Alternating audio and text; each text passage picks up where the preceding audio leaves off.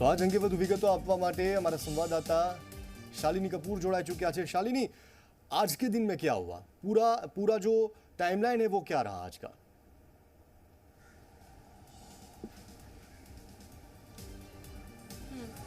अब देखिए, अलग अलग जगहों पर जो है बैठकों का दौर जारी है। यहाँ मुंबई के अंदर सबसे खास जो सेना भवन है वहाँ के लिए आज का दिन रहा, क्योंकि सेना भवन में उद्धव ठाकरे ने वीडियो कॉन्फ्रेंसिंग के जरिए वहाँ पर तमाम जो जिला स्तर के लोग थे, अधिकारी थे, पार्टी पदाधिकारी थे, उन्हें बुलाया गया था, पार्षदों को बुलाया गया था और उन्हें वहाँ पर एड्रेस किया उद्धव ठाकरे ने। सबसे खास बात यह है कि कुछ सर्वसम्मति से पास किए गए निर्णय हैं जो अब पार्टी का संविधान बनेंगे।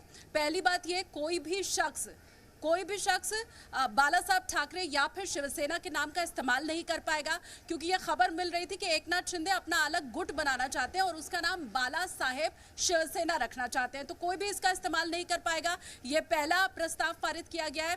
दूसरी बात यह कि कोई भी जो विधायक होगा या पार्टी का शख्स होगा, अगर गद्दारी करता है तो उसका जो निर्णय होगा या उसके ऊपर जो कार्रवाई होगी उसका पूरा हक पार्टी चीफ को होगा, जो कि उद्धव ठाकरे हैं। इसके अलावा जो तीसरा प्रस्ताव पारित किया गया वो ये कि किसी भी तरह का निर्णय शिवसेना के अंदर अगर कोई लेगा तो वो भी पार्टी चीफ होंगे, यानी कि उद्धव ठाकरे होंगे। ये महत्वपूर्ण प्रस्ताव है जिन्हें अब संविधान में शिवसेना के जोड़ दिया गया है और इस लिहाज से ये समझा जा रहा है, देखा जा रहा है कि एकनाथ शिंदे के लिए मुश्किलें यहाँ से खड़ी हो सकती हैं। ये सेना भवन की पूरी जानकारी आपको मैंने दी। सेना भवन में अभी भी बड़ी संख्या में शिव सैनिक बाहर मौजूद हैं जो हो हल्ला मचा रहे हैं, चीख पुकार मचा रहे हैं, नारेबाजी वहां पर कर रहे हैं और पूरा समर्थन उद्धव ठाकरे को दे रहे हैं। मैं अभी यहाँ पर देवेंद्र फडणवीस के घर के बाहर मौजूद हूँ। सुबह से ही यहाँ पर जो पार्टी के आला अधिकारी हैं और देवेंद्र फडणवीस के लेफ्ट और राइट हैंड है वो तमाम नेता पहुंच रहे हैं। केंद्रीय मंत्री रामदास आठवले भी आए थे,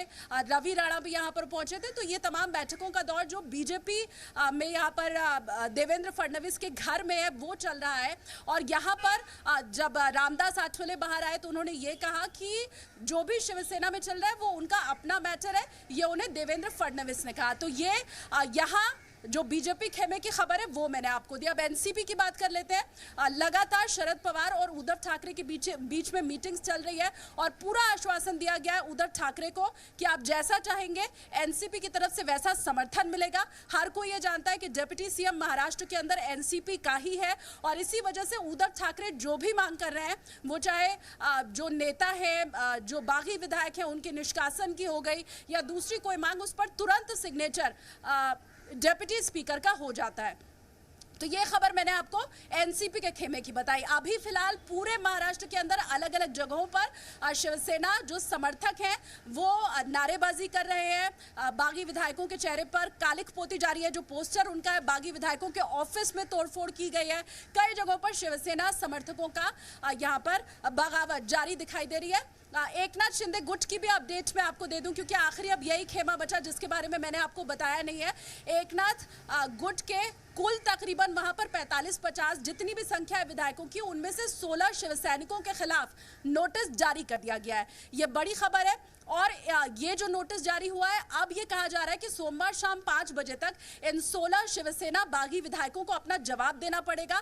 अगर निष्कासन इनका कर दिया जाता है तो फिर एकनाथ शिंदे गुट बड़ी मुसीबत में फंस जाएगा, क्योंकि कल तक जो 2/3 बहुमत का आंकड़ा हम 37 बता रहे थे, जो नंबर्स थे एकनाथ शिंदे के पास, वो आंकड़ा बदल जाएगा। इन 16 विधायकों के निष्कासित करने के साथ ही वो आंकड़ा 27 हो जाएगा और 38 विधायक एकनाथ शिंदे के पास हैं, उनमें से आप 16 हटा दीजिए तो उनके पास 22 ही बचेंगे।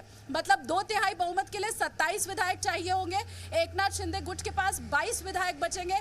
इस लिहाज से उनके ऊपर दल बदल कानून लागू हो जाएगा और ये जो तमाम बागी विधायक हैं वो मुसीबत में फंस जाएंगे। सबसे बड़ी बात, एकनाथ शिंदे ही विधायकी से हटा दिए जाएंगे तो उनका जो सरदार है वही फंस जाएगा। तो यह आखिरी खेमा था जिसकी जानकारी मैंने आपको दी। सेना भवन पर शिवसेना में क्या चल रहा है वो भी बताया, एकनाथ शिंदे गुट का बताया, एनसीपी का बताया और यहाँ देवेंद्र फडणवीस के घर के बाहर जहां इस वक्त मैं मौजूद हूँ बीजेपी खेमे में क्या चल रहा है वो भी आपको बताया। जी।